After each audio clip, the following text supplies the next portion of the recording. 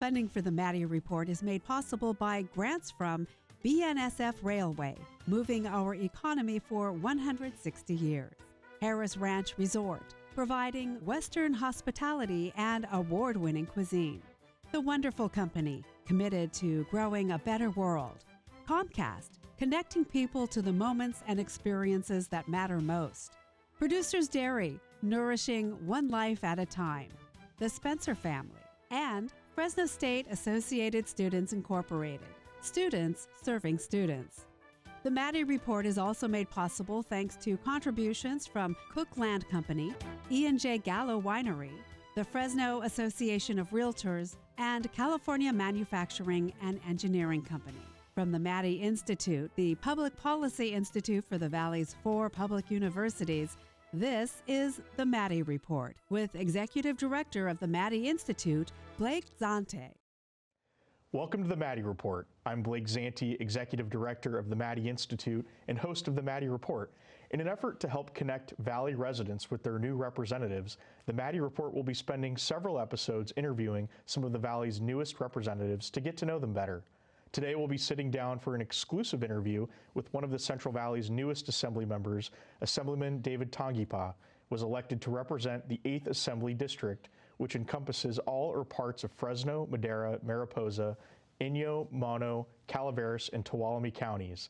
Assemblyman Tangipa, thanks for joining the Maddy Report today. Really appreciate you being on the show. It's always great seeing you, Blake. Great. Thanks for being on. So let's dive right in. Let's start with you. And I think a lot of folks probably saw your ads, they saw your campaign materials, but maybe let's use this as an opportunity for folks to get to know you a little bit better.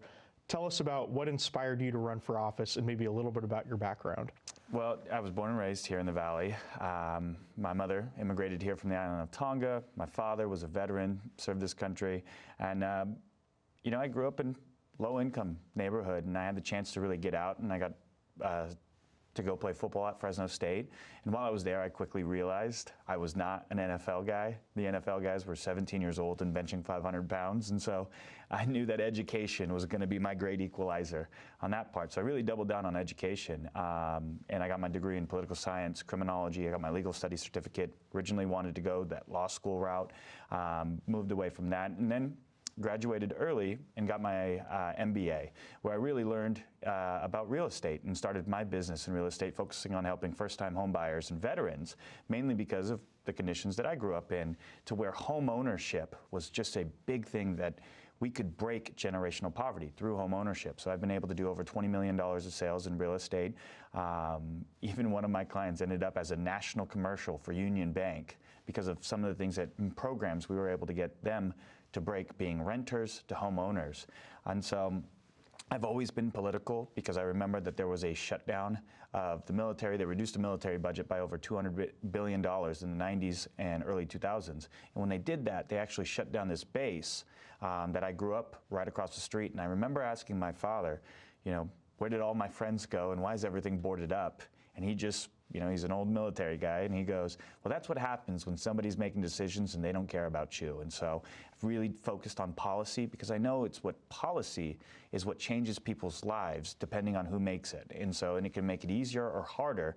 And when I look at the state of affairs that California is in today, everything is hard. I've talked about California on my campaign, can't afford gas, can't afford insurance, can't afford groceries, can't afford to buy a house. And I just think about the work that I did with Shannon Grove as well on SB 14 to make child sex trafficking a strikeable offense here in California. And the fact that that was arguable in California really drove me to running for office, because if the people in the leadership here think that can be arguable, how can we trust them to take on the cost of living, to lower these issues that we have today? And so I want to work with everybody. I don't care if you're a Democrat, Republican, or Independent. I care if you're Californian, and I think I bring some new energy to California. Thank you. And you're bringing that new energy. What challenges do you expect as a newcomer navigating the state capitol and state legislative politics? I think working for Nathan Magsig has really prepped me. Some of the leadership and mentors that I have, Senator Shannon Grove is an amazing one, as I had stated before. She's familiar with the landscape. One of the best things that I think is my strength is I love to learn. I don't think that I know it all, and I think that there are many mentors that are currently there that I can pull the knowledge from them. I don't want to repeat history, and I don't want to run into a wall. I've done enough running into things when I was playing football. I don't need to do that when I'm in Sacramento. I just want to work with everybody, and I think there are mentors in place that really can help me jump the learning curve. Working for Nathan, has really jumped the learning curve when it comes to being somebody who can work with their constituents and really be constituent-driven and district-driven and really carry that voice to Sacramento. We only have a few seconds left in this segment, but you talked about this a little bit in your introduction. What are your top 3 issues that you plan to focus on in the Assembly? Yeah, cost of living is huge. I mean, 60% of Californians are just about that, can't afford an emergency bill if something comes up to $500 to $1,000. So if we can lower their utility costs, lower their insurance cost, and really lower the price of housing through cutting bureaucracy, that's a big focus of mine. A lot of the crime issues that we've dealt with, I was a co-chair for Prop 36. Now it's implementing and working with our local DAs and sheriffs to now enforce those laws that we can really handle, and then local control and forest management. If we properly manage our forest, and I have the Mountain District, you named all of the counties, and that was there's a lot. I'm 45 minutes away from Las Vegas on the southern end, and I'm about an hour away from Tahoe on the northern end. So it's a huge district. It is a mountain-heavy district. We need to protect our mountains to protect our residents, old-growth trees, and the animals there, and we could be better stewards of our forest together. Thank you. We'll be right back after this break. This is the Maddy Report.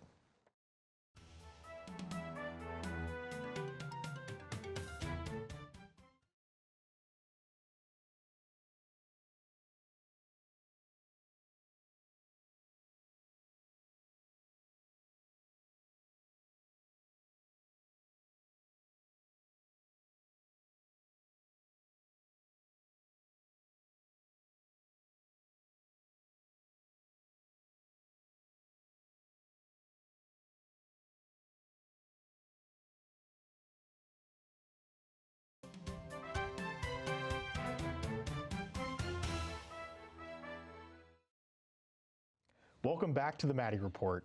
So, the 8th Assembly District has a rather vast geography, like we talked about in the previous segment, a lot of territory to cover. During the winter time, it can take you 6 to 8 hours to get to one end of the district. It can take you several hours to get to the other end. How do you plan to cover this vast geography, Assemblyman? Well, thank you for asking that, because it's actually something I really do feel like the mountain community and those that live up there, they've always been felt like they've been left behind. So I'm actually working with the District 1 representative as well. She has 11 counties and I have 7. We're trying to get a southern district satellite office for her and a northern district for me to where we could share. So that way we could really save on some of the cost and figure out, how can we address the issues in the mountains. She's got about 1/3 of her district on the southern end near Amador, El Dorado, some of that eastern Placer County area. And I've got about 1/3 of my district in Tuolumne, Calaveras, Mariposa, Mono, and Inyo. And so if we can find that satellite office there, I really think that's something that we can now start really making sure that the mountain community, which a lot of our issues stem from, we could really just bring them back into the fold because their voice matters too. Thank you. And, talking about representation, sort of shifting gears a little bit, you're a Republican in a legislature of majority Democrats, a supermajority actually. How do you plan to pass legislation in Sacramento and work with your Democratic colleagues across the aisle? Yeah, just like my first question when I talk to somebody isn't asking what's their party registration. I want to find out what's important to them, and I want to see what's important to me, and then see if we can blend those together. Are we just the left hand and the right hand of the same body, and should we stop punching ourselves in the face? Because we're all Californians first. And I just love this conversation that I recently had with Joaquin Arambula. And I had talked to him, and if his focus is reducing carbon emissions in the air and mine is proper forest management, we can work together, because the #1 contributor to carbon emissions in the air is dead, decaying, and burning forest. It's specifically going up in smoke. And if the data tells us that the Creek Fire, Dixie Fire, and Lightning Fire put more carbon emissions in the air than 20 years of California mitigation policies, well, maybe our solution to reducing carbon emissions in the air is proper forest management. And that's how I like to really go and speak to people, that we understand what the problem is. We have two different ways for a solution, but we need to bring back compromise. That's what this great nation was founded on. And we've really just gotten entrenched into political ideologies. The fires aren't coming for us and they're asking our registration. Insurance doesn't charge us and ask for our registration.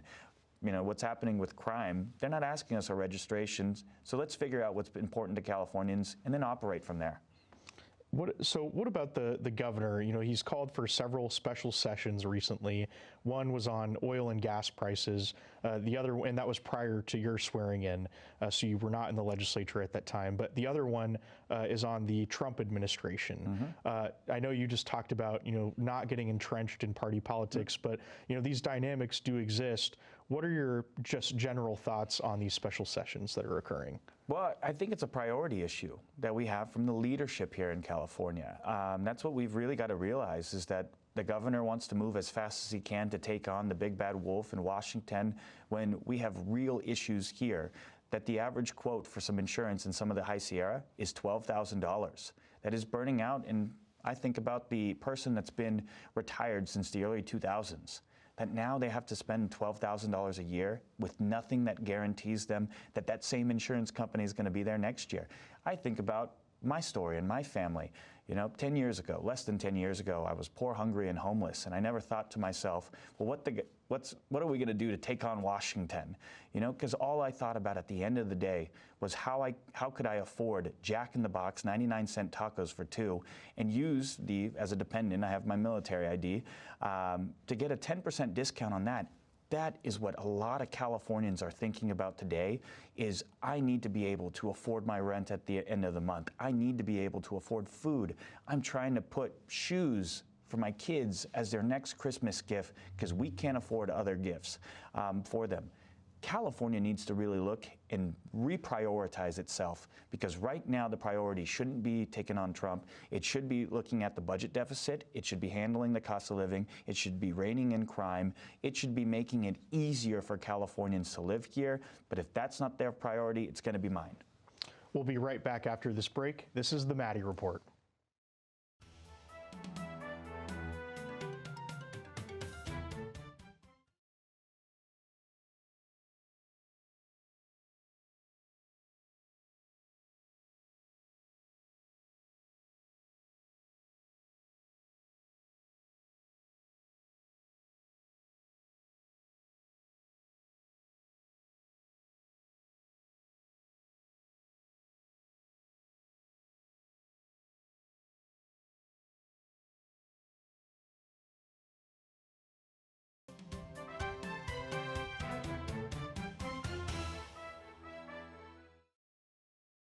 Welcome back. So, Assemblyman, you know, we talked a little bit about this previously, but I do want to sort of wrap this part of the discussion up. What is your overall message to, you know, Democrats across the aisle who may disagree with you? They may argue that, oh, we do need to be focusing on these issues that the governor is calling for. What's your message to them? Really, I want them to speak to me. You know, articulate the ideas of like why they think it's so important. I just want them to be known that they're heard. And then really just say, hey, if you do find this important, I understand. We have these different issues. I mean, again, I don't see it as something that we should act right now, and it's a want to in California. You know, do we want to take up? And I look at just the track record that's kind of happened here, whether it's cleaning up San Francisco when we have foreign leaders come to this. They wanted to do it and they got it done.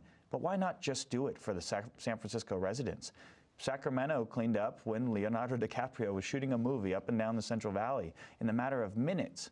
Why not just do it for the Sacramento residents?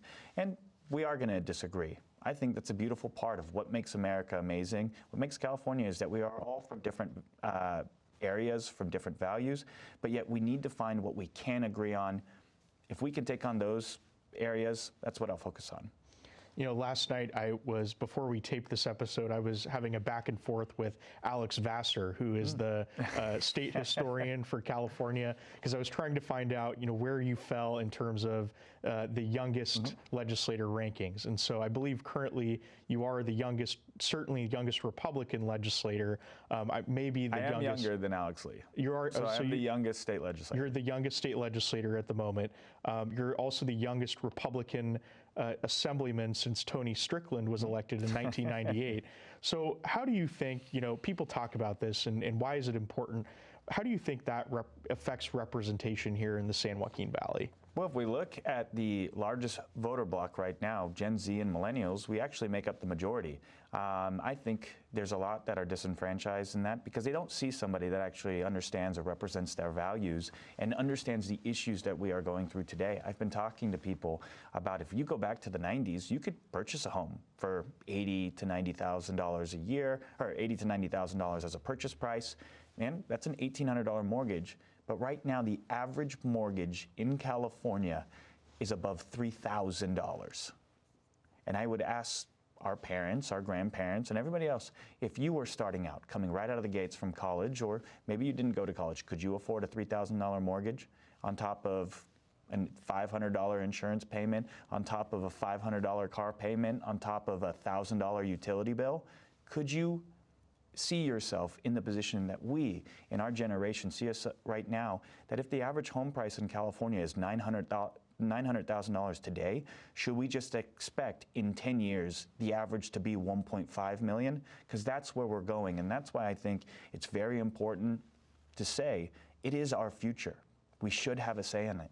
In 30 years, I'll be in my 50s. That's something that I want to see my kids have a better future, and the area of opportunity right now in that window has shrunk so much that it's creating a lot of this animosity that we feel in our generation, that they give up hope, or they don't work as hard, or they don't want to go because it feels like a rat race that you're never going to get out of. How do you think that representation is changing the state? You talked a little bit about this, but maybe sort of expand on, do you foresee younger candidates, legislators across the state now running for office to try to, as a result of those issues that you just mentioned? Do you think this is just going to be a Valley thing, or do you think statewide that we'll see younger candidates start to run for office? I do think statewide it will. They're getting more motivated to say, again, the same thing. It's our future. We should have a say in it. And I want to encourage people to think in those terms of where are we going in the future, and can we keep doing what we have been doing?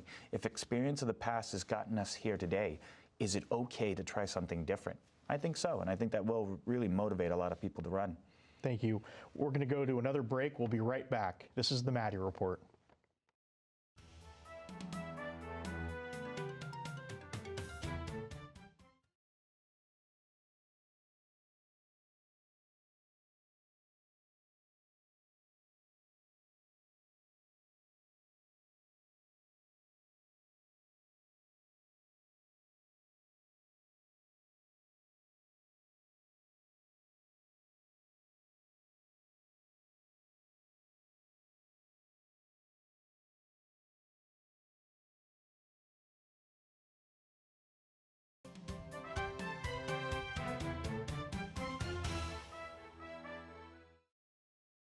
Welcome back to the Maddy Report. We're talking with Assemblyman David Tangipa, who was just elected to represent the 8th Assembly District. Assemblyman, what challenges do you foresee for the state of California in the next 5 years and the next 10 years? I mean, you talked a little bit about in 30 years, you'll be 50 years old. Legislators are term limited at 12 years. So, what about in the next 5 to 10 years? What challenges do you foresee for the state of California? Well, there's the big bad wolf that we really should prioritize and focus on is the budget deficit that we're in today. I mean, I keep trying to warn people right now that the largest employer in California is the California government. And the largest deficit that we've ever seen in California was in 2008, 2009, and that was at $46 billion. Right now, depending on which source that you're looking at, we're somewhere around 60 to 70, and revenues in are significantly less than what we're expecting. So that should increase year over year, and yet we haven't done the things that happened in 2008, 2009, furloughs, layoffs, cut funding, grant funding. That has not happened, and I am trying to warn as many people right now that they should prepare for something that's going to change, because you cannot run at a deficit. California can't print the dollar like the United States can. There's no California dollar coming. I don't think the federal level is really going to come and bail us out either. The other issue I keep warning people about as well is the insurance cliff we are at. It is not just an insurance crisis, it is an insurance cliff. And I like to warn, especially because I believe that the worst fires potentially in American history are going to be in our high Sierras if you just look at the data. In 1983 and 1984 were the wettest years on record, really at 1983 being one of the wettest recorded. And we had super bloom and super vegetation to follow that because of the wet year. 4 years later, 1987, was one of the worst fire years on record because of all the vegetation and the dead growth. And it took a little bit to dry out. 86, I believe, was a drought year. 87 was really, Yosemite burned for a long time. And CAL FIRE and CAL FIRE members remember that, and they've even trained their staff to say, 1987, you don't want something like that again. The dark horse and the X factor in this, in our modern era right now, is we have 200 million dead trees in the High Sierra. And so if we are just doing the numbers from the vegetation growth with the ladder fuels that we have right now, it will really devastate our community. And that is one of my #1 focuses, to get up there to tell everybody we have to save the lives of those in the mountain community by protecting them. If we mitigate the risk of fire, then insurance companies who work and operate in the business of risk can actually provide to us affordable rates to keep our homes and to make sure that we can satisfy the terms of the loan. And so I really think that's what a lot of people need to realize, because if we have one fire like the Creek Fire that burns in an area that is predominantly covered through the California Fair Plan, California insurance is bankrupt. There is no way around that.